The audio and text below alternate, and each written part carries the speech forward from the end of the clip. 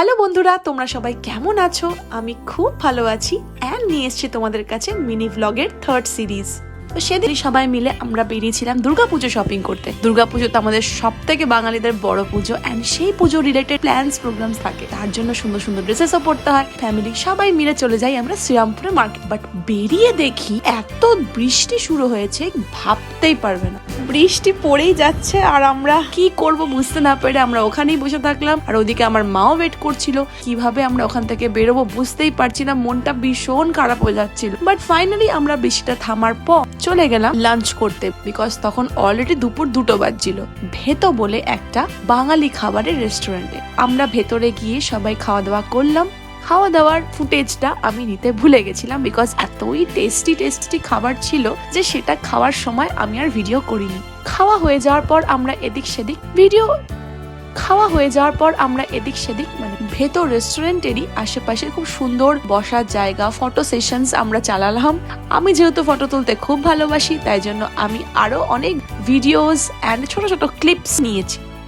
এই যে রেস্টুরেন্টটা, এখানকার যে ইন্টেরিয়র ডেকোরেশন সেটা ভীষণ সুন্দর। ভেতরে একটা খুব সুন্দর রেট্রো লুক আছে। রেস্টুরেন্টটাকে এত সুন্দর সাজানো হয়েছে যেন একটা পুরোনো দিনের সিনেমার জগতে আমি চলে এসেছি।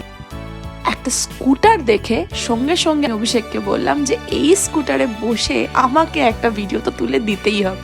বসলাম, বসে একটু মজা করলাম। আমরা ফাইনালি বেরিয়ে পড়লাম শপিং এর উদ্দেশ্যে। বাবা এবং অভিষেক দুজনেরই জুতো, আর আমাদের মায়েরা গল্প করছিল। জুতো সিলেক্টেড হওয়ার পর আমরা চলে গেলাম আমাদের মেন গন্তব্য জামা কাপড় কেনার জায়গায়, যেটা ছিল সম্রাজ্ঞীতে অনেক কিছু কেনাকাটা ছিল, করে বেরিয়ে আসলাম।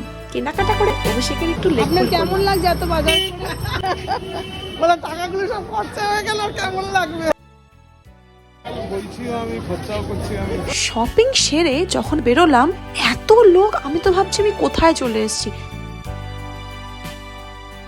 তারপর সন্ধ্যাবেলায় আবার একটু খিদে পাচ্ছিল বলে বেরিয়ে গেলাম পেট পুজো করতে। আমরা সন্ধ্যাবেলার খোঁজখাজ খাওয়ার জন্য গেলাম শ্রীরামপুরের মিত্র ক্যাফেতে।